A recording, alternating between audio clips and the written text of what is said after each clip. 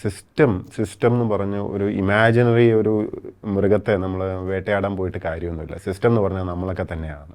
മന്ത്രി പറഞ്ഞത് സിസ്റ്റത്തിൻ്റെ കുഴപ്പമാണ്. നമ്മളൊക്കെ തന്നെയാണ് സിസ്റ്റം. അതിൻ്റെ ആ മരുന്നിൻ്റെ വീര്യവും അല്ലാതെ ഗവൺമെൻറ് സപ്ലൈയിലുള്ളതിൻ്റെയും വീര്യം വ്യത്യാസം ഉണ്ടെന്ന് ഡോക്ടേഴ്സ് പറയാം. അപ്പോൾ ഇതൊക്കെ വളരെ കോംപ്ലിക്കേറ്റഡ് ആണ്. ഓരോന്നും കൂടുതൽ അറിയും തോറും കൂടുതൽ പ്രശ്നമാണ്. എല്ലാം ശരിയൊന്നും അല്ല. First step is acknowledging the problem ഉണ്ട് എന്ന് അംഗീകരിക്കുക. ഇല്ലെങ്കിൽ അത് പുഴുത്ത് നമ്മൾ പൂഴ്ത്തി വെക്കും തോറും വലിയ മുറിവാവും. അത് ശരീരത്തിൽ മുഴുവൻ ബാധിച്ച് നമുക്കൊന്നും ചെയ്യാൻ പറ്റാത്ത അവസ്ഥയിലെത്തും. മേലിൽ ഈ റൂൾസ് തോന്നും പോലെ വയലേറ്റ് ചെയ്ത് കഴിഞ്ഞാൽ ഫിക്സേഷൻ ഓഫ് റെസ്പോൺസിബിലിറ്റി വന്നിട്ടില്ലെങ്കിൽ ഇത് ഒരു കാലത്തും മാറില്ല. ഒരു ചീഫ് സെക്രട്ടറി എന്ത് പറഞ്ഞാലും എഴുതാനോ അല്ലെങ്കിൽ ഒരു അന്വേഷണ ഉദ്യോഗസ്ഥൻ എന്ത് പറഞ്ഞാലും എഴുതി കൊടുക്കാനോ ഇരിക്കുന്നവരായി അധപ്പതിക്കരുത്.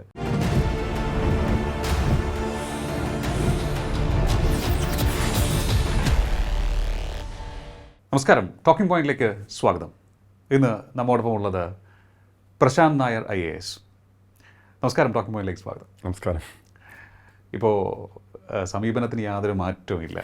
മെഡിക്കൽ കോളേജിലെ ശസ്ത്രക്രിയ ഉപകരണങ്ങളുടെ അപര്യാപ്തത സംബന്ധിച്ച് ഡോക്ടർ ഹാരിസ് ചിറക്കൽ തുറന്നടിച്ചു. അതിന് പിന്തുണയുമായി ഞാൻ ഫേസ്ബുക്ക് പോസ്റ്റ് കണ്ടു.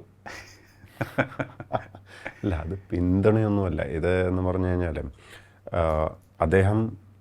അദ്ദേഹത്തിൻ്റെ ജോലിസ്ഥലത്തുള്ള പ്രശ്നങ്ങൾ സോഷ്യൽ മീഡിയയിൽ ഫേസ്ബുക്കിൽ പങ്കുവെച്ചപ്പോൾ അതെന്തോ മഹാ അപരാധം പോലെ കുറച്ച് പേരെങ്കിലും അഭിപ്രായപ്പെടുന്നത് കണ്ടു. അതുകൊണ്ട് പറഞ്ഞാണ്. കാരണം നമ്മുടെ ഇവിടെ ഒരു ഭൂലോക രഹസ്യമോ വലിയ ഇൻ്റർനാഷണൽ കോൺസ്പിറസിയോ ഒന്നും ഇല്ല. ഇതൊരു കൊച്ചു സംസ്ഥാനമാണ് കേരളം. Very small state. ഇവിടെ എന്താ പറയുക, ഇൻ്റർനാഷണൽ അല്ലെങ്കിൽ രാഷ്ട്ര സുരക്ഷയായിട്ട് ബന്ധപ്പെട്ടിട്ടുള്ള രഹസ്യങ്ങളോ ഒന്നും അല്ല നമ്മൾ ആരും കൈകാര്യം ചെയ്യുന്നത്. നമ്മുടെ ജോലിസ്ഥലത്തുള്ള പ്രശ്നങ്ങൾ പബ്ലിക്കായിട്ട് പറയുന്നത് കൊണ്ട് ഇവിടെ ഒരു തകരാറും ഇല്ല. കാരണം we are in public service, secret service അല്ല. അപ്പോൾ അത്രേ ഉള്ളൂ. അതിന് അദ്ദേഹത്തെ ക്രൂശിക്കേണ്ട കാര്യമൊന്നുമില്ല. ഫാക്റ്റ് ആണോ അദ്ദേഹം പറയുന്നത്, അല്ലെങ്കിൽ മറുത്ത അഭിപ്രായം ഉണ്ടെങ്കിൽ പറയാം. വാട്ട് എവർ ഇറ്റ് ഈസ്, അതൊരു പബ്ലിക് ഡൊമൈനിൽ പബ്ലിക് ഡിസ്കോഴ്സ് ഒന്നും വരുന്നതിൽ ആരും ഭയപ്പെടേണ്ട കാര്യമൊന്നും ഇല്ല എന്നുള്ളത് മാത്രമേ ഉള്ളൂ. അദ്ദേഹത്തെ ക്രൂശിക്കുകയൊന്നും ചെയ്യരുത്. It's not fair. ജനങ്ങളുടെ ജീവൻ വെച്ച് കളിക്കുന്ന ഒരു വിഷയമാണ് അവിടെ. അദ്ദേഹം എനിക്ക് തോന്നുന്നു എന്താണ് വളരെ ഏറെ നാളായി മനസ്സിൽ കൊണ്ട് നടന്ന കാര്യം പെട്ടെന്ന് അങ്ങ് പൊട്ടി പുറത്തേക്ക് വന്നാണെന്ന് തോന്നുന്നു.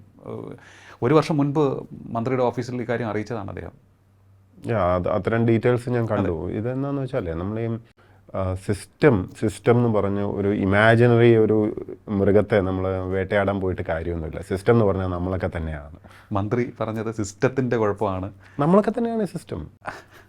ഇതിൽ വ്യക്തികൾ ചേരുമ്പോഴാണ് ഈ സിസ്റ്റം ഉണ്ടാകുന്നത്. വ്യക്തികൾ താഴെ ഒരു ഹയറാർക്കി ഉണ്ട്. മേലോട്ട് ഇങ്ങനെ പോകുന്തോറും ഉത്തരവാദിത്വം കൂടി വരുന്നു. അപ്പോൾ മുകളിലോട്ട് പോകുന്തോറും you have to take more responsibility of the system.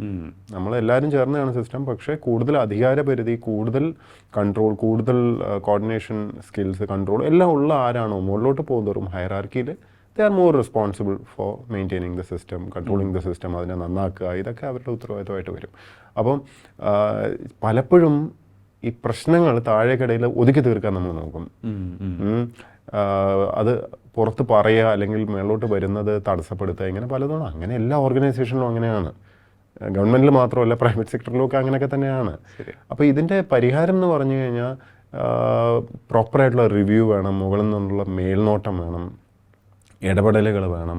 പിന്നെ ഏറ്റവും പ്രധാനം എന്ന് പറഞ്ഞാൽ കമ്മ്യൂണിക്കേഷൻ വേണം. അതെ, ഏത് ലെവലിലുള്ള ആൾക്കാർക്കും അവരുടെ പ്രശ്നങ്ങൾ മുകളിൽ എത്തിക്കാനും അത് ആ ഗൗരവത്തോടെ എടുത്തിട്ട് അതിൻ്റെ ഫോളോ അപ്പ് ഉണ്ടാവുകയും വേണം. അത് പ്രശ്നം പരിഹരിച്ചു എന്ന് ഉറപ്പ് വരുത്താൻ സാധിക്കണം. ഇതൊക്കെയാണ് ബേസിക് അഡ്മിനിസ്ട്രേഷൻ. അടിസ്ഥാന അഡ്മിനിസ്ട്രേഷൻ എന്ന് പറഞ്ഞാൽ ഇതാണ്. അപ്പോൾ പലപ്പോഴും സൊല്യൂഷൻ കിട്ടാതെ വരുമ്പോൾ വിസിൽ ബ്ലോവറായിട്ട് ചിലപ്പോൾ ആൾക്കാർക്ക് പുറത്ത് സ്റ്റെപ്പ് ഔട്ട് ചെയ്ത് ഉറക്കെ പറയേണ്ടി വരും. ഗവൺമെൻറ്റിൻ്റെ കാര്യത്തിൽ അത് പുറത്ത് പറയുന്നതിൽ യാതൊരു തെറ്റുമില്ല. ഒരു സ്വകാര്യ കമ്പനിയുടെയൊക്കെ ആണെങ്കിൽ അതിൽ കുറച്ച് പ്രശ്നങ്ങളുണ്ട്. കാരണം കോർപ്പറേറ്റ് ഇൻട്രസ്റ്റ് ഉണ്ട്, കോമ്പറ്റീറ്റർ ഉണ്ട്. ഇത് ഗവൺമെൻറ് എന്ത് കോമ്പറ്റീറ്ററാണുള്ളത്? ഗവൺമെൻറ് സിസ്റ്റം മര്യാദയ്ക്ക് നടക്കുന്നില്ല എന്നുള്ളത് പുറത്ത് പറഞ്ഞു കഴിഞ്ഞാൽ ആർക്കാണ് ചെയ്തത്? അത് ശരിയാവുമല്ലേ ഉള്ളൂ. അപ്പോൾ ഡിസ്കഷൻ വരണം. So there is nothing to hide. ഇതിനകത്തൊന്നും ഒളിച്ചു വയ്ക്കാനൊന്നുമില്ല. ആരെങ്കിലും പ്രശ്നമുണ്ടെന്ന് പറഞ്ഞാൽ അത് പരിശോധിക്കുക ഓപ്പൺലി. അല്ലാതെ don't shoot the messenger. Message കൊണ്ടുവരുന്ന ആളുണ്ടല്ലോ, ആ സന്ദേശവാഹകനെ തല്ലിക്കൊല്ലരുത്. അല്ല, ഈ ഉറക്കെ പറയുന്ന വിസിൽ ബ്ലോവർക്ക് പക്ഷേ പിന്നീട് ഉറക്കം നഷ്ടപ്പെടുന്ന കാഴ്ചയാണ് കേരളത്തിൽ പലപ്പോഴും കാണുന്നത്. ഉറക്കെ പറയേണ്ടതാണ്, പക്ഷേ പിന്നീട് ഉറക്കം നഷ്ടപ്പെടുന്നു. പക്ഷേ എനിക്കത് അത്ഭുതം തോന്നുന്നത് ഡോക്ടർ ഹാരിസ് ചിറക്കലിന് വലിയ പ്രശ്നമൊന്നുമില്ല. ഭാഗ്യം മേ ബി ഞാൻ മനസ്സിലാക്കുന്നത് അദ്ദേഹത്തിന് റൂളിംഗ് പാർട്ടിയുമായിട്ടുള്ളൊരു കണക്ഷനുണ്ട്. അദ്ദേഹത്തിൻ്റെ അടുത്ത ബന്ധു അത്യാവശ്യം നല്ലൊരു പോസ്റ്റിലിരിക്കുന്നത് കൊണ്ടായിരിക്കണം, പാർട്ടിയിലൊരു സ്ഥാനം വഹിക്കുന്നത് കൊണ്ടായിരിക്കണം. പക്ഷേ ആ ഒരു പ്രിവിലേജ് അങ്ങേക്ക് കിട്ടിയില്ല, താങ്കൾക്ക് കിട്ടിയില്ല എന്നുള്ളൊരു തോന്നലുണ്ട്. ഞാനൊന്നല്ല, ഞാൻ പറയുന്നത് നമ്മുടെ ചുറ്റുപാടും കാണുന്ന ടീച്ചർമാരും LSGയിലുള്ള ഒത്തിരി എൻജിനീയർമാർ പലരും മെസ്സേജും ഒക്കെ അയക്കാറുണ്ട് ഈ വിഷയമൊക്കെ ആയിട്ട് ബന്ധപ്പെട്ടിട്ട്. ഇന്നലെയും 1-2 പോസ്റ്റുകൾ കാണുകയും ചെയ്തായിരുന്നു. അതുപോലെ ഈ അംഗൻവാടികൾ അല്ലെങ്കിൽ സ്കൂൾ മാഷന്മാർ, എവരിബഡി ഹാസ് പ്രോബ്ലംസ്. ഇത് എല്ലാം തികഞ്ഞ പെർഫെക്റ്റ് ആയിട്ടുള്ളൊരു സിസ്റ്റമൊന്നും അല്ല, ഒരിടത്തും അല്ല. പക്ഷേ നമ്മൾ പ്രശ്നങ്ങൾ പരിഹരിച്ച് മുമ്പോട്ട് പോകണം. പ്രശ്നങ്ങൾ കൂടാൻ പാടില്ല. ഇപ്പോൾ എൻ്റെ അമ്മ മെഡിക്കൽ കോളേജ് സർവീസിലുണ്ടായിരുന്ന ഡോക്ടർ തന്നെയായിരുന്നു. അമ്മ റിട്ടയർ ചെയ്തു. അപ്പോൾ അമ്മ പറഞ്ഞ അന്നത്തെ കഥകളൊക്കെ ഞാൻ കേട്ടിട്ടുണ്ട്. അന്നും കുറേ ഇഷ്യൂസൊക്കെ ഉണ്ട്, എല്ലാം തികഞ്ഞിട്ടൊന്നും അല്ല. പക്ഷേ കൂടിക്കൂടി വരുന്ന ഒരു പ്രോബ്ലമായിട്ട് ഇപ്പോൾ എൻ്റെ ക്ലാസ്മേറ്റ്സൊക്കെ ഇപ്പോൾ വളരെ അധികം പേര് ഇപ്പം മെഡിക്കൽ കോളേജ് സർവീസിലുണ്ട് ഡോക്ടേഴ്സായിട്ടും. അപ്പോൾ അവരിൽ നിന്ന് മനസ്സിലാവുന്നത് അമ്മ പറഞ്ഞിരുന്ന ആ കാലഘട്ടത്തെക്കാട്ടിലും ഈ സാമ്പത്തികമായിട്ടുള്ളൊരു ഞെരുക്കം, ഫണ്ടിങ് റിലേറ്റഡ് ഇഷ്യൂസ്. അപ്പോൾ അതിൽ നിന്ന് മനസ്സിലാവുന്ന വെച്ചാൽ പ്രയോറിറ്റൈസേഷൻ എവിടേക്കോ പാളിപ്പോകുന്നുണ്ട് എന്നുള്ളതല്ലേ. അപ്പോൾ ഈ പ്രശ്നം ആരെങ്കിലുമൊക്കെ മുന്നോട്ട് കൊണ്ടുവരുമ്പോൾ അത് സോൾവ് ചെയ്യാൻ ശ്രമിക്കുകയാണ്. അത് നല്ല രീതിയിൽ കേൾക്കുക, എടുക്കുക.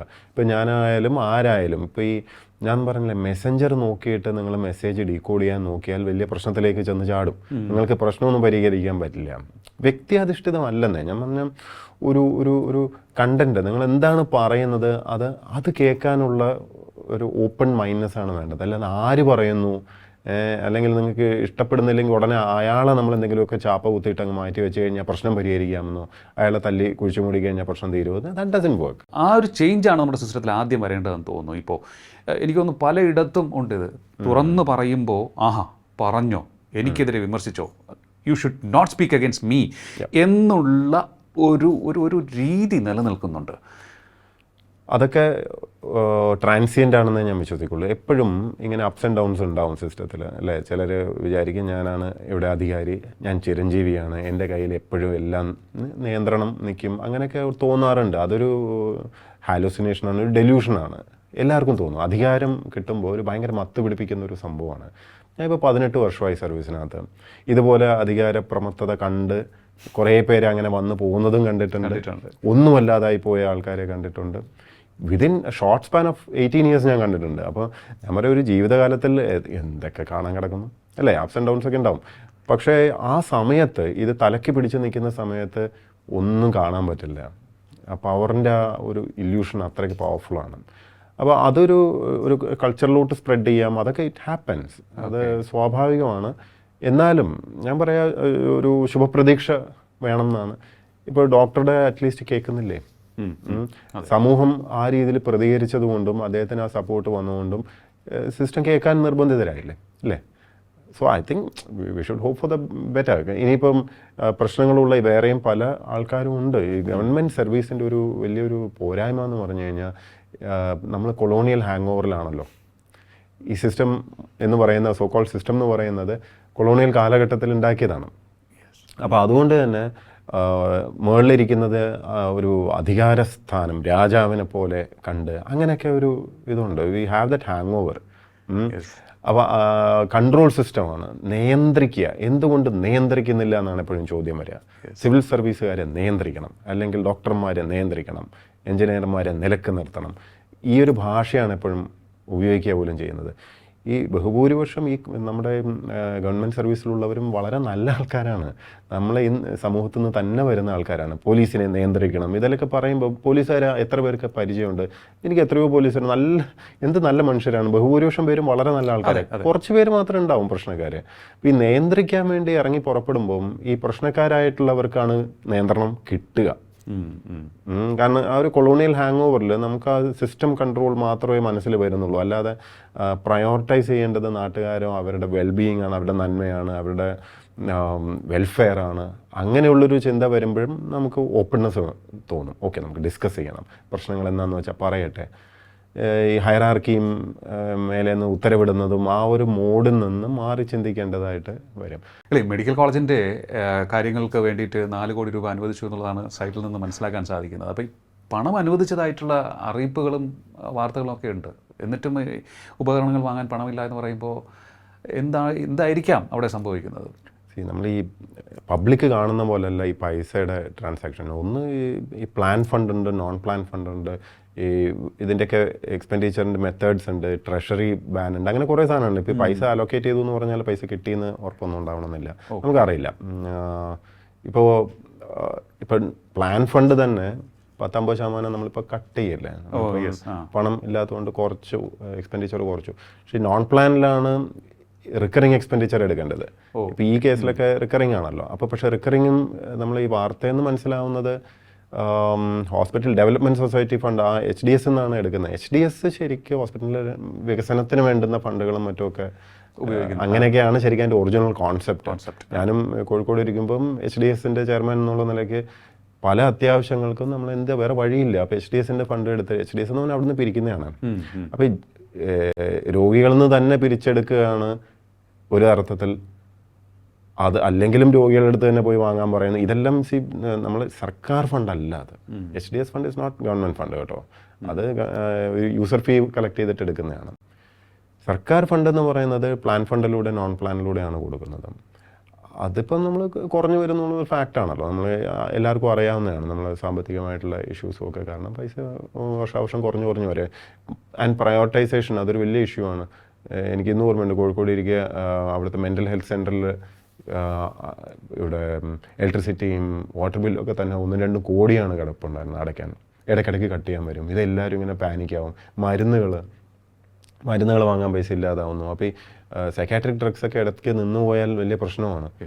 അപ്പോൾ അതിലും ഞെട്ടിക്കുന്ന കാര്യങ്ങൾ അപ്പോൾ അറിയാം. എന്താണെന്ന് വെച്ചാൽ സ്പോൺസർഷിപ്പിലൂടെ നമ്മൾ പുറത്തുനിന്ന് മരുന്ന് വാങ്ങുമ്പോൾ ഈ പ്രൈവറ്റിൽ നിന്നാണല്ലോ വാങ്ങുന്നത്. സ്പോൺസർഷിപ്പിൽ ആരെങ്കിലും വാങ്ങും, അതിൻ്റെ ആ മരുന്നിൻ്റെ വീര്യവും അല്ലാതെ ഗവൺമെൻറ് സപ്ലൈയിലുള്ളതിൻ്റെ വീര്യം വ്യത്യാസം ഉണ്ടെന്ന് ഡോക്ടേഴ്സ് പറയാം. അപ്പോൾ ഇതൊക്കെ വളരെ കോംപ്ലിക്കേറ്റഡ് ആണ്. ഓരോന്നും കൂടുതൽ അറിയും തോറും കൂടുതൽ പ്രശ്നമാണ്. എല്ലാം ശരിയൊന്നും അല്ല, എല്ലാം പെർഫെക്റ്റും അല്ല. നമ്മൾ പെർഫെക്റ്റ് ആണെന്ന് ഭാവിച്ചിട്ടൊരു കാര്യമില്ല. പ്രശ്നങ്ങൾ പുറത്ത് പറയാൻ അനുവദിക്കണം. പുറത്ത് എല്ലാവരും പറഞ്ഞാൽ അതിലേക്ക് പരിഹാരത്തിലേക്ക് നമുക്ക് first step is acknowledging the problem ഉണ്ട് എന്ന് അംഗീകരിക്കുക. ഇല്ലെങ്കിൽ അത് പുഴുത്ത് നമ്മൾ പൂഴ്ത്തി വെക്കും തോറും വലിയ മുറിവാവും. അത് ശരീരത്തിൽ മുഴുവൻ ബാധിച്ച് നമുക്കൊന്നും ചെയ്യാൻ പറ്റാത്ത അവസ്ഥയിലെത്തും. അഡ്മിനിസ്ട്രേഷൻ്റെ ബാലപാഠം എന്ന് പറയുന്നത് പ്രശ്നങ്ങളെ അഭിമുഖീകരിക്കുക, അംഗീകരിക്കുക എന്നുള്ളത്. എക്സാക്ട്ലി. ഈ ഈഗോയും പ്രതികാരത്തെക്കുറിച്ച് പറയുമ്പോഴാണ് എനിക്ക് ഓർമ്മ വരുന്നത് 6 മാസം കഴിഞ്ഞിരിക്കുന്നു. എത്ര നാളിങ്ങനെ പോകും? ഈ സസ്പെൻഷൻ IAS ഉദ്യോഗസ്ഥരുടെ സസ്പെൻഷൻ 6 മാസത്തിൽ കൂടുതൽ കൊണ്ടുപോകാൻ പറ്റില്ല എന്നാണല്ലോ നിയമമൊക്കെ. എങ്ങനെയാണ് നിയമപ്രകാരം എന്നെ സസ്പെൻഡ് ചെയ്യാൻ പറ്റുമായിരുന്നു. ഹിയറിംഗ് പോയിട്ട് ഒരു എന്താണ് കുറ്റപത്രം, എന്താണ് തെറ്റ് എന്ന് അറിയാമോ? എനിക്കറിയില്ല. കാരണം ജയതിലക എന്ന് പറയുന്ന വ്യക്തി, ഞാനെന്ന് പറഞ്ഞ വ്യക്തി, രണ്ടുപേരും തമ്മിൽ അഭിപ്രായ വ്യത്യാസം ഉണ്ടെങ്കിൽ ഒരാളെ സസ്പെൻഡ് ചെയ്യുക എങ്ങനെയാണ്? 2 മാഷന്മാർ തമ്മിൽ അഭിപ്രായ വ്യത്യാസം ഉണ്ടായി, ഒരു മാഷിനെ പിടിച്ചപ്പോൾ സസ്പെൻഡ് ചെയ്യുമോ? നമ്മളിതുവരെ അങ്ങനെയൊന്നും കണ്ടിട്ടില്ല. സർക്കാരിൽ 2 സർക്കാർ ഉദ്യോഗസ്ഥർ കെട്ടിപ്പിടിച്ച് സ്നേഹത്തിൽ മുത്തം വെച്ച് നടക്കണം എന്നൊരു നിയമമൊന്നുമില്ല. അഭിപ്രായ വ്യത്യാസമൊക്കെ ഉണ്ടാവാം.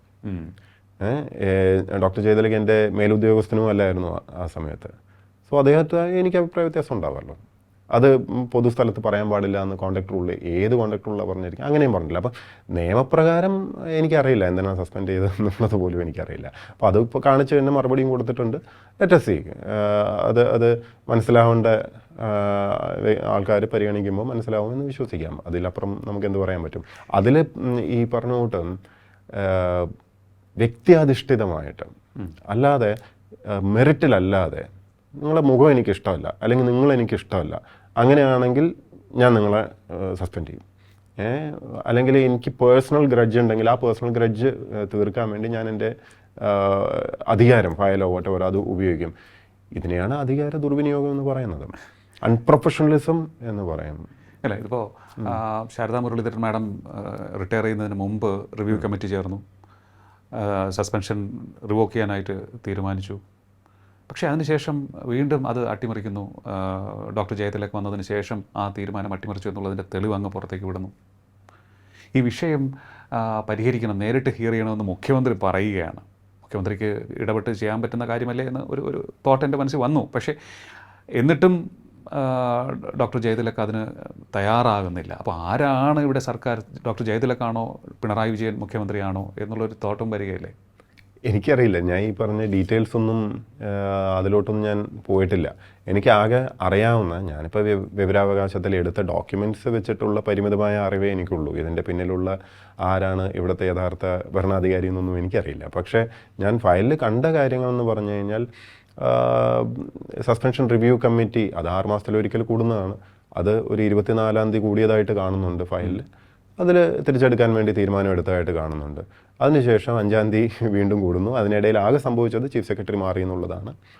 അദ്ദേഹം ആ കമ്മിറ്റിയും അതിൻ്റെ ഫോമാറ്റ് ശരിക്കും അത് റൂളിൽ പറഞ്ഞ ഫോമാറ്റ് എന്നൊക്കെ വ്യതിചലിച്ച് വേറൊരു രീതിയിലൊക്കെയാണ് ചെയ്തിരിക്കുന്നത്. എനിവേ, അതാദ്യമായിട്ടല്ല ഈ വിഷയത്തിൽ റൂൾ വയലേറ്റ് ചെയ്യുന്നുള്ളതുകൊണ്ട് എനിക്ക് അത്ഭുതമൊന്നുമില്ല. എത്രാമത്തെയോ തവണത്തെ ഒരു റൂൾ വയലേഷനാണ്. ഈ റൂളൊക്കെ പാർലമെൻറ്റ് പാസ്സാക്കിയ ഓൾ ഇന്ത്യ സർവീസ് റൂൾസിൻ്റെ കീഴിൽ വരുന്ന ചട്ടങ്ങളാണെന്ന് ഓർക്കണം. അതെ, അതിനൊന്നും റൂൾസ് ഞാൻ പലതവണ പറഞ്ഞിട്ടുള്ളതാണ്. റൂളുകൾ എന്ന് പറഞ്ഞു കഴിഞ്ഞാൽ സിവിൽ സർവീസ് ഉദ്യോഗസ്ഥനും ബാധകമാണ്, ആ ഉദ്യോഗസ്ഥനെ നിയന്ത്രിക്കുന്ന സർക്കാരിനും ബാധകമാണ്. അപ്പോൾ റൂൾ ഒരു പക്ഷത്തുനിന്ന് ബാധകമല്ലാത്ത രീതിയിൽ ടോട്ടലി എന്തും ചെയ്യാം, താൻ പോയി കേസ് കൊടുത്തോ എന്ന് പറയുന്ന ഒരു ആറ്റിറ്റ്യൂഡ് ഉണ്ടല്ലോ, അത് വളരെ ഡിസ്റ്റർബിംഗ് ആണ്. കാരണം ഏത് കൊച്ചു കുട്ടിക്കും ഈ വായിച്ചാൽ മനസ്സിലാവുന്ന റൂളുകൾ സെക്രട്ടേറിയറ്റിൽ ആർക്കും വായിച്ചാൽ മനസ്സിലാവാത്തതല്ലോ.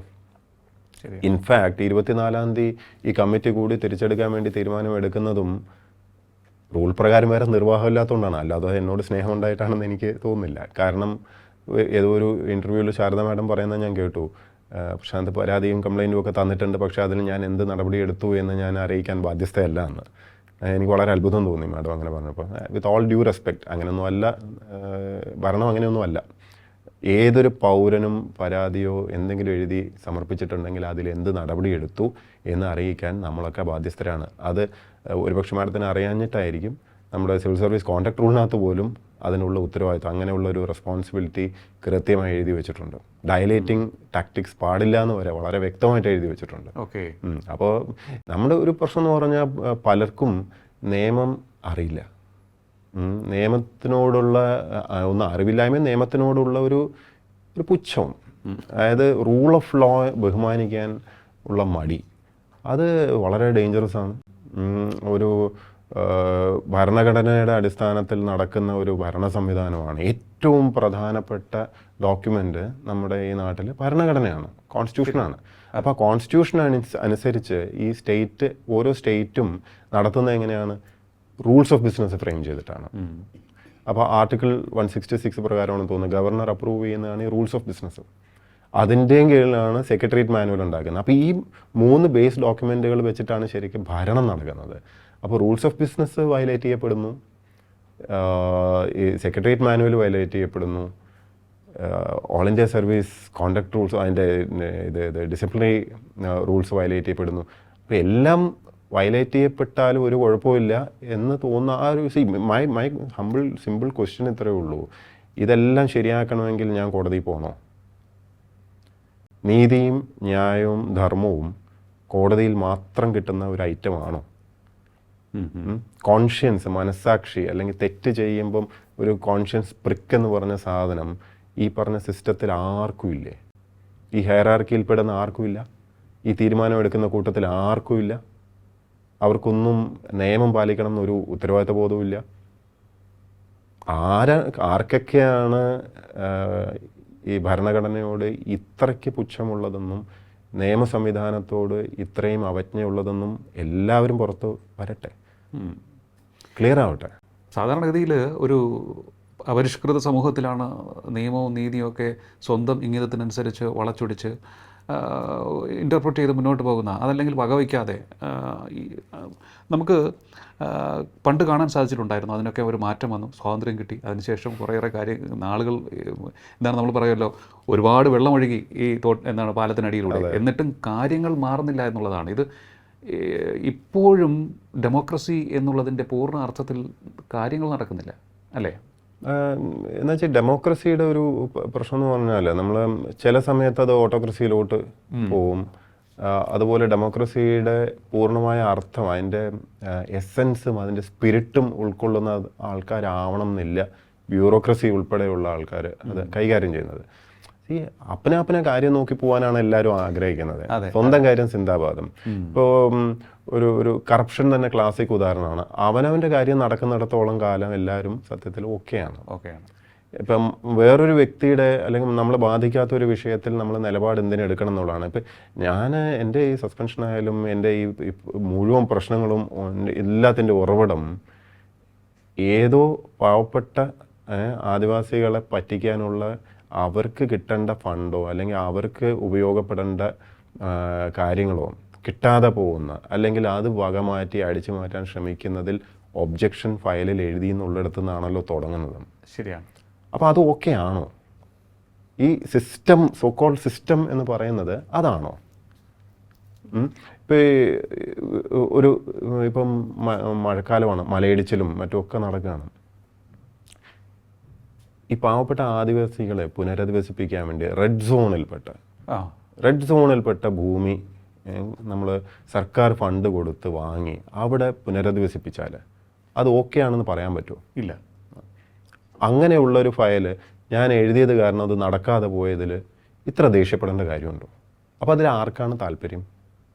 അതും പോട്ടെ, കോടിക്കണക്കിന് രൂപയുടെ പ്രൊക്യൂർമെൻറ്റ് പ്രൊസീജിയർ പാലിക്കാതെ, മിനിസ്റ്റർ കാണാതെ, അതുപോലെ മിനിസ്റ്റർക്ക് മിനിസ്റ്ററെ തെറ്റിദ്ധരിപ്പിച്ചിട്ട് ഒരു ഓർഡർ എടുക്കാൻ ശ്രമിച്ചു. ഇതൊക്കെയാണ് നടന്ന ഫയലുകൾ. ഈ ഫയലുകളൊക്കെയാണ് വിഷയം. ആ ഫയലുകളിൽ ഞാൻ അഭിപ്രായം എഴുതിയെടുത്തെന്നാണല്ലോ ഈ അടി തുടങ്ങുന്നത്. അപ്പോൾ അതൊക്കെ എഴുതുന്നത് ശരി, അങ്ങനെയൊക്കെ ചെയ്യുന്നത് കറക്റ്റാണ്, ചിന്തിക്കേണ്ടതാണ്. അതെ, തീർച്ചയായിട്ടും. ഇതിപ്പോൾ ഇങ്ങനെ പോകാൻ പറ്റില്ലല്ലോ. ഒരു 6 മാസം കഴിഞ്ഞിരിക്കുകയാണ്. 6 മാസം എന്നുള്ളതൊരു സംഭവമാണ്. കേസിന് പോകുമെന്ന് പറഞ്ഞു. അപ്പോൾ നേരത്തെ അങ്ങ് സൂചിപ്പിച്ചു കോടതിയിൽ പോകേണ്ടി വരുമോ എന്നുള്ളത്. കോടതി പോകുമെന്ന് പറഞ്ഞിരുന്നു. ഇതിൽ ഞാൻ പറഞ്ഞല്ലോ, കോടതിയിൽ നിന്ന് മാത്രമേ ജസ്റ്റിസ് കിട്ടൂ. ഞാൻ ഒരു ലോ ഗ്രാജുവേറ്റ് ആണ്. അതെ. അപ്പോൾ എൻ്റെ സുഹൃത്തുക്കൾ വക്കീലന്മാരുണ്ട്, ജുഡീഷ്യൽ സൈഡിൽ പോയവരുണ്ട്, വളരെ ഉന്നത പദവികളിലൊക്കെ ഇരിക്കുന്ന ആൾക്കാരൊക്കെ ഉണ്ട്. ഇവർ പലരും പറയാറുമുണ്ട്, ഇത്രയും ഓപ്പൺ ആൻഡ് ഷട്ട് കേസല്ലേ, കാരണം ഇത്രയ്ക്ക് ധാർഷ്ട്യത്തോടെ നിയമത്തിന് പുല്ലുവില കൊടുക്കുന്ന ഒരു പ്രൊസീജിയർ അവരാരും കേട്ടിട്ട് പോലുമില്ല, ഇത്രയ്ക്ക് ചെയ്യും. പക്ഷേ കേട്ടിട്ടില്ല എന്ന് പറഞ്ഞാൽ അത് എന്തുകൊണ്ടാണെന്നറിയാമോ? പലരും ഇപ്പോൾ ഡോക്ടർ ബി അശോക്, അദ്ദേഹത്തിൻ്റെ കേസ് എടുക്കുക, അദ്ദേഹത്തിനെ നമ്മുടെ റൂൾസ് വയലേറ്റ് ചെയ്തുകൊണ്ട് തന്നെയാണ് അദ്ദേഹത്തിനെതിരെ ഒരു ഓർഡർ ഇറക്കിയത്. അദ്ദേഹം കാറ്റിൽ പോയി സ്റ്റേ വാങ്ങിയിട്ടാണ് അവിടെ തുടർന്നത്. എന്ന് മാത്രമല്ല, നിയമവിരുദ്ധമായിട്ട് ആ ഓർഡർ ഇറക്കിയതിന് കണ്ടംപ്റ്റ് ഓഫ് കോർട്ട് അന്നത്തെ ചീഫ് സെക്രട്ടറിക്ക് എതിരെ കൊടുക്കുകയും ചെയ്തിട്ടുണ്ട്. എല്ലാവരും അപ്പോൾ തന്നെ പോയി കോടതിയിൽ പോയി പരിഹാരം വാങ്ങുന്നതുകൊണ്ടാണ് ഈ സിസ്റ്റം ഒരുപക്ഷെ ശരിയാവാത്തത്. കാരണം താൽക്കാലികമായ റിലീഫ് എല്ലാവർക്കും കിട്ടുന്നുണ്ട്. ഞാനും ഇന്ന് പോയാൽ എനിക്കറിയാം, ഒരു എത്ര സമയം വേണം, ഇത്രയും ഇല്ലീഗലായ സാധനം കാണിച്ചു കഴിഞ്ഞാൽ ഏത് കോടതിയാണെങ്കിലും നീതിബോധമുള്ള ഒരു ജഡ്ജ് ഉണ്ടായാൽ മതി, നമ്മൾ തിരിച്ചു കയറും. പക്ഷെ അതോടെ പ്രശ്നം തീരുമോ? തീരില്ല. ഇത് ആദ്യമായിട്ടാണ് എനിക്കൊരു സസ്പെൻഷൻ ജീവിതത്തിൽ കിട്ടുന്നത്. ആദ്യമായിട്ടാണ് ഒരു ഇത്തരത്തിലുള്ളൊരു പച്ചയായിട്ട് പറഞ്ഞ ഒരു അൺഫെയർ എന്ന വാക്കുകൾ ഞാൻ കൂടുതൽ ഉപയോഗിക്കുന്നില്ല, ഇത്രയും ധാർഷ്ട്യത്തോടൊരു നടപടിക്രമങ്ങൾ നടക്കുന്നത്. അപ്പോൾ ഇതിന് അതിൻ്റെതായ ലോജിക്കൽ കൺക്ലൂഷനിൽ കൊണ്ടുപോകണമെന്ന് എനിക്കും ആഗ്രഹമുണ്ട്. നേരത്തെ ഞാൻ പറഞ്ഞല്ലോ, ആർക്കൊക്കെയാണ് ഇതിൽ പങ്കുള്ളതെന്ന് എല്ലാവരും എഴുതട്ടെ, എല്ലാവരും ഫയലിൽ എഴുതട്ടെ, അവരവരുടെ നിലപാടുകൾ ഫയലിൽ എഴുതട്ടെ. ഒരു റെസ്പോൺസിബിലിറ്റി, ഇൻഡിവിജ്വൽ റെസ്പോൺസിബിലിറ്റി ഫിക്സ് ചെയ്തിട്ടില്ലെങ്കിൽ ഈ സിസ്റ്റം നന്നാവില്ല. ഞാൻ ഈ സിസ്റ്റം മുഴുവൻ നന്നാക്കാൻ അവതരിച്ച ആളൊന്നുമല്ല. പക്ഷേ എൻ്റെ അടുത്ത് ഇത് കാണിക്കുമ്പോൾ ഞാൻ I M representing lot of other people also. ഇപ്പോൾ ഈ സിസ്റ്റത്തിൽ ഞാൻ നേരത്തെ പറഞ്ഞല്ലോ, ഒരു വില്ലേജ് ഓഫീസർ തൊട്ട് ADM, ഡോക്ടർമാർ, എൻജിനീയർമാർ, മാഷന്മാർ, ഇവരെല്ലാവരും ഇത്തരത്തിലുള്ള പല രീതിയിലുള്ള ബുദ്ധിമുട്ടുകളും അനുഭവിക്കുന്നുണ്ട്. എന്തിന്? അവർ നിയമം അനുസരിക്കുമെന്ന് പറയുന്നതിന് മാത്രം. ശരിയാണ് അല്ലേ? അപ്പോൾ അവർക്ക് എല്ലാവർക്കും ഒരു സുരക്ഷ ആവശ്യമുണ്ട്. മേലിൽ ഈ റൂൾസ് തോന്നും പോലെ വയലേറ്റ് ചെയ്ത് കഴിഞ്ഞാൽ ഫിക്സേഷൻ ഓഫ് റെസ്പോൺസിബിലിറ്റി വന്നിട്ടില്ലെങ്കിൽ ഇത് ഒരു കാലത്തും മാറില്ല. ഒരു ചീഫ് സെക്രട്ടറി എന്ത് പറഞ്ഞാലും എഴുതാനോ അല്ലെങ്കിൽ ഒരു അന്വേഷണ ഉദ്യോഗസ്ഥന് എന്ത് പറഞ്ഞാലും എഴുതി കൊടുക്കാനോ ഇരിക്കുന്നവരായി അധപ്പതിക്കരുത്. അവനവൻ്റെ കോൺഷ്യൻസ്, മനസാക്ഷി, ഡ്യൂട്ടി, ധർമ്മമുണ്ട്. ഓരോരുത്തർക്കും ഒരു ധർമ്മമുണ്ടല്ലോ, ആ ധർമ്മം അവൻ ചെയ്യണം. അല്ലാതെ വല്ലവരും പറയുന്നത് എഴുതാനും വരയ്ക്കാനും അല്ല ഇത്രയും ലക്ഷക്കണക്കിന് രൂപ ശമ്പളം കൊടുത്ത് അവിടെ ഇരുത്തിയിരിക്കുന്നത്, ഇത്രയും പ്രൊട്ടക്ഷൻ കൊടുത്തിരിക്കുന്നത്, ഇത്രയും സൗകര്യങ്ങൾ കൊടുത്തിരിക്കുന്നത്. ഇപ്പോൾ അവനവൻ്റെ ഡ്യൂട്ടി ചെയ്യും. ഡ്യൂട്ടി ചെയ്യാത്തവരെ നമുക്ക് കൃത്യമായി കാറ്റലോഗ് ചെയ്തെടുക്കേണ്ടതുണ്ട്. അതിനുശേഷം കോടതിയിൽ പോകേണ്ട സമയത്ത് പോവാം. തെറ്റിനെ തിരുത്തുക തന്നെ വേണം, തുറന്നു പറയുക തന്നെ വേണം, അത് അക്നോളജ് ചെയ്യണം ബന്ധപ്പെട്ടവർ. പക്ഷേ അങ്ങനെ നടക്കുന്നതേ ഇല്ല. അങ്ങിപ്പോൾ സൂചിപ്പിച്ച ADM-ൻ്റെ ഒരു വിഷയം വരുമ്പോൾ നവീൻ ബാബുവിലേക്കാണ് നമ്മുടെ ചിന്ത പോകുന്നത്. നവീൻ ബാബുവിനെ ഇൻസൾട്ട് ചെയ്തു, അദ്ദേഹത്തിന് മരണം എങ്ങനെ സംഭവിച്ചു എന്ന് നമുക്കറിയില്ല. ഇപ്പോഴും അത് സംബന്ധിച്ചുള്ള കാര്യങ്ങളൊക്കെ മുന്നോട്ട് പോകുമ്പോൾ പോലും ഒരു ഉറപ്പ് നമ്മുടെ മനസ്സിന് ബോധ്യം വരുന്ന രീതിയിലേക്ക് ആ കേസ് ഇതുവരെയും എത്തിയിട്ടില്ല എന്നാണ് ഒരു വ്യക്തി എന്നുള്ള നിലയിൽ എനിക്ക് തോന്നുന്നത്. സർക്കാർ ഉദ്യോഗസ്ഥരുടെ അവസ്ഥ അങ്ങനെ നോക്കുകയാണെന്നുണ്ടെങ്കിൽ എത്ര പേർക്ക് ധൈര്യത്തോടെ ധീരതയോടെ ജോലി ചെയ്യാൻ സാധിക്കും? ശരിക്കും അതൊരു വലിയ ഇഷ്യൂ ആണ്. സർക്കാർ ഉദ്യോഗസ്ഥർ എന്ന് പറഞ്ഞാൽ ഇപ്പോൾ ഒരു ക്ലറിക്കൽ സ്റ്റാഫ് ആവാം, അല്ലെങ്കിൽ ഓഫീസ് അറ്റൻഡൻ്റ് ആവാം, ADM, ഡെപ്യൂട്ടി കളക്ടർമാർ, ഡോക്ടർമാർ, എഞ്ചിനീയർമാർ, IAS എല്ലാം ഞങ്ങളൊക്കെ ഗവൺമെൻറ് സർവൻസാണ്. ഞങ്ങൾ മനുഷ്യരാണ്. ഞങ്ങൾക്കും വികാരമുണ്ട്, ഞങ്ങൾക്കും വിഷമം വരും, ഞങ്ങൾക്കും ചിലർക്കെങ്കിലും മനസ്ഥൈര്യം കുറവായിരിക്കും, ഇതൊക്കെയുണ്ട്. ഈ നവീൻ ബാബുവിൻ്റെ വിഷയം പറഞ്ഞു. അതിനുശേഷം സർക്കാർ ഉദ്യോഗസ്ഥരെ ആരെയും പൊതുവേദികളിൽ വെച്ച് ഇൻസൾട്ട് ചെയ്തില്ല എന്നോ, അല്ലെങ്കിൽ ഈവൻ സോഷ്യൽ മീഡിയയിൽ എനിക്കെതിരെ തന്നെ എന്തൊക്കെ സോഷ്യൽ മീഡിയയിൽ ഇടുന്നുണ്ട്. ഞാൻ പറയുന്നത് ഉത്തരവാദിത്തപ്പെട്ട പൊസിഷൻസിൽ ഇരിക്കുന്നവർ പോലും ദേ ഡോണ്ട് കെയർ. ഇത് മറ്റ് ആൾക്കാർ, നിങ്ങൾക്ക് അഭിപ്രായ വ്യത്യാസം ഉണ്ടാവാം, നിങ്ങൾക്ക് എന്തെങ്കിലും ഐഡിയോളജി ഇതൊക്കെ ഉണ്ടാവാം, പക്ഷേ നിങ്ങൾ അപ്പുറത്തുള്ള ആളെ ഒരു മനുഷ്യനായിട്ട് കാണാൻ പഠിക്കണം ആദ്യം. മനുഷ്യരെ പരസ്പരം കടിച്ചു കീറാനും നശിപ്പിക്കാനും കൊല്ലാനും ഇതൊന്നുമല്ല. ഒരു ഭയങ്കര പ്രാകൃതമായിട്ടുള്ള ഒരു ഗുണ്ടാ സെറ്റപ്പിലേ അതൊക്കെ ചെയ്യുള്ളൂ, അല്ലേ? കംപ്ലീറ്റ്ലി ഒരു ലോലെസ് ആയിട്ടുള്ള ഒരു റൂൾ ഓഫ് ലോ ഒക്കെ ഉള്ള കുറച്ച് പരിഷ്കൃതമായിട്ടുള്ള ഒരു സമൂഹത്തിൽ അഭിപ്രായ വ്യത്യാസം ഉണ്ടെങ്കിൽ, അല്ലെങ്കിൽ എന്തെങ്കിലും ഈവൻ ഒരു ഗവൺമെൻറ് സർവീസിനെതിരെ നിങ്ങൾക്കൊരു ആരോപണമോ ആക്ഷേപം ഉണ്ടെങ്കിൽ പോലും അതിനൊരു വ്യവസ്ഥാപിതമായിട്ടുള്ള മാർഗമുണ്ട്. ഈ നമ്മൾ ശ്രദ്ധിച്ചാൽ അറിയാം, ഏറ്റവും കറപ്റ്റായിട്ടുള്ള, ഏറ്റവും തോന്നിയാസം പോലെ ജോലി എടുക്കാതെയും അവരുടെ തോന്നിയ പോലെയൊക്കെ നടക്കുന്ന ആൾക്കാർ, അവർക്ക് വെച്ചടി കയറ്റം കിട്ടുന്ന ആ സിസ്റ്റം, ദാറ്റ് ഈസ് ഡേഞ്ചറസ്. ഇപ്പം ജോലിക്ക് ഹാജരാവാത്ത ആൾക്കാരുണ്ട്, ഞാൻ പേര് പറയുന്നില്ല. ജോലിക്ക് ഹാജരായില്ലെങ്കിലും ലക്ഷങ്ങൾ അക്കൗണ്ടിലേക്ക് മാസത്തിൽ 5 ദിവസം മാത്രം ഓഫീസിൽ വരുന്നവർ വരെ സുഖമായിട്ട് ജീവിച്ച് പോകുന്നൊരു സിസ്റ്റമാണിത്. അതേസമയം ആത്മാർത്ഥമായിട്ട് ജോലി ചെയ്ത ആൾക്കാരെ അവർ നിയമം പറഞ്ഞാൽ, അവർ ചട്ടം പറഞ്ഞു കഴിഞ്ഞാൽ അവരെന്തോ മോശക്കാരാവുകയും നിങ്ങൾ എന്തിനൊക്കെയോ എതിരാണ്, വികസനത്തിനെതിരാണ്, അങ്ങനെയൊക്കെ പറഞ്ഞ് ഒത്തിരി എഞ്ചിനീയർമാർ പലരും മെസ്സേജ് ചെയ്യുന്ന കാണാം. അവർ പ്രത്യേകിച്ച് ഈ LSG ഡിപ്പാർട്ട്മെൻറ്റിൽ വർക്ക് ചെയ്യുന്ന കുറേ പേര്, അവർ ജെന്യൂനായിട്ടുള്ള പ്രശ്നമാണ് പറയുന്നത്. കാരണം ചട്ടങ്ങൾ അങ്ങനെയാണ് ഉണ്ടാക്കിയിരിക്കുന്നത്. അപ്പോൾ അവർക്ക് മാത്രമാണ് ഉത്തരവാദിത്വം. അവർ റിട്ടയർ ചെയ്യാൻ നേരമാകുമ്പോഴേക്കും ഒരു 100 കേസ് ആയിട്ടുണ്ടാവും. ആരോട് ഇതിന് മറുപടി പറയും?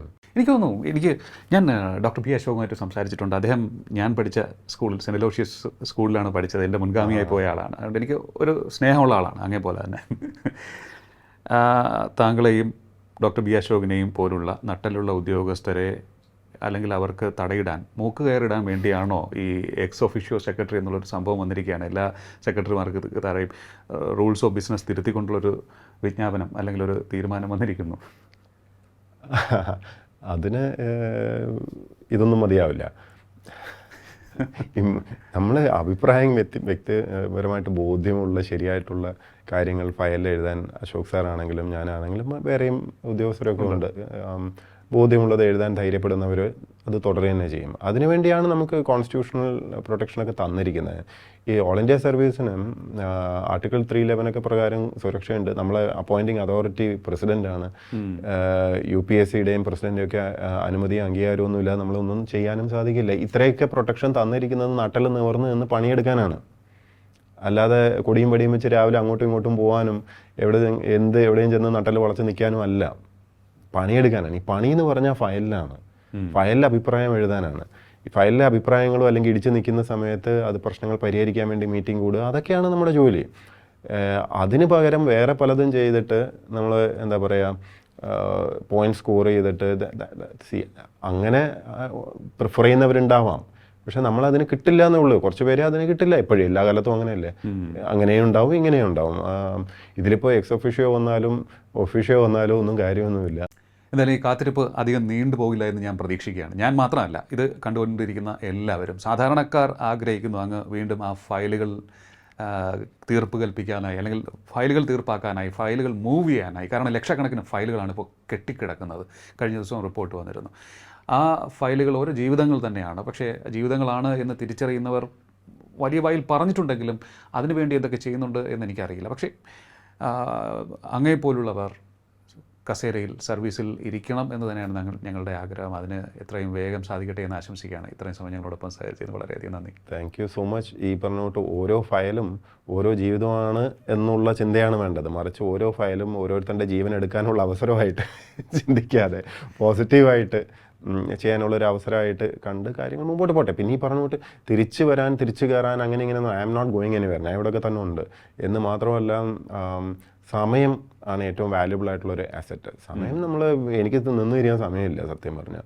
സസ്പെൻഷൻ ആയാലും എന്നല്ല, സസ്പെൻഷനിൽ തിരിച്ച് കഴിഞ്ഞാൽ എങ്ങനെ ടൈം മാനേജ് ചെയ്യുമെന്ന് എനിക്കറിയില്ല. അതിന് മാത്രം കാര്യങ്ങളിപ്പം ടേക്കപ്പ് ചെയ്ത് ഉത്തരവാദിത്തങ്ങൾ എടുത്ത് മുമ്പോട്ട് പോവുകയാണ്. എന്തൊക്കെയാണ് ചെയ്യുന്നത് അതും കൂടി ഒന്ന് ഞാൻ ഇപ്പോൾ ശരിക്കും സ്റ്റഡി ലീവ് എടുത്തിട്ട് ഒരു PhD ചെയ്യാനുള്ള പദ്ധതിയൊക്കെ ഉണ്ടായിരുന്നു. അപ്പോൾ ആ PhD വർക്ക് നടക്കുകയാണ്. ലീവ് എടുക്കേണ്ട വന്നില്ല, ലാഭം. അതുപോലെ വീടുമായിട്ട് ബന്ധപ്പെട്ടിട്ടുള്ള ഉത്തരവാദിത്തങ്ങൾ കുറേ ഉണ്ട്. പ്രായമായ അമ്മയുണ്ട്, അപ്പോൾ അതും പിന്നെ മക്കളുടെ കാര്യം, അങ്ങനെ 100 കാര്യങ്ങളുണ്ട്. പുസ്തകം പാതി വഴിയിൽ കിടക്കുന്ന പറഞ്ഞാൽ അതിൻ്റെ കാര്യങ്ങൾ നടക്കുന്നുണ്ട്. കുറച്ച് ക്രിയേറ്റീവായിട്ടുള്ള വേറെയും ചില കാര്യങ്ങൾ നടക്കുന്നുണ്ട്. പിന്നെ ഈ കമ്പാഷനേറ്റ് കോഴിക്കോടിൻ്റെ സ്കെയിൽഡപ്പ് ആയിട്ടുള്ള കുറച്ച് കാര്യങ്ങളുണ്ട്, അതിൻ്റെയും ചില വർക്കുകൾ നടക്കുന്നുണ്ട്. ഇപ്പോൾ നിന്ന് കയറിയാൻ സത്യത്തിൽ സമയമില്ല. സോ അതുകൊണ്ട് ഐ എം വെരി താങ്ക്ഫുൾ. അതുകൊണ്ട് തന്നെ തിരിച്ചു കയറാൻ വെമ്പൽ കൂടി മുട്ടിയൊന്നും നടക്കുന്നൊന്നുമില്ല. ഞാൻ I have enough and more to do. But അതുകൊണ്ടാണ് ഞാൻ പറയുന്നത്, I have my time. Let every one take their sweet time. ഓരോരുത്തരും അവരവരുടെ സത്യസന്ധമായിട്ടുള്ള നിലപാടുകൾ ഫയലിൽ എഴുതി വ്യക്തമായിട്ട് വരട്ടെ. അത് കഴിഞ്ഞിട്ട് നമുക്ക് ഞാനും കൂടെ സമയം, എൻ്റെയും കൂടെ സൗകര്യവും സമയം കൂടെ കുറിച്ചിട്ട് നമുക്കത് നോക്കാം. ഇത് എവിടെ വരെ പോകുമെന്ന് നോക്കാമല്ലോ അല്ലേ? എന്തായാലും നമ്മൾ കാത്തിരിക്കുകയാണ് പ്രശാന്ത് നായർ IAS എത്രയും വേഗം സർവീസിൽ കയറുന്നതിനായി. നമുക്ക് കാത്തിരിക്കാൻ പ്രതീക്ഷയോടെ തന്നെ. ടോക്കിംഗ് പോയിൻ്റ് ഈ അധ്യായം ഇവിടെ പൂർണ്ണമാകുന്നു. അടുത്ത എപ്പിസോഡിൽ കാണാം നമുക്ക്. നമസ്കാരം.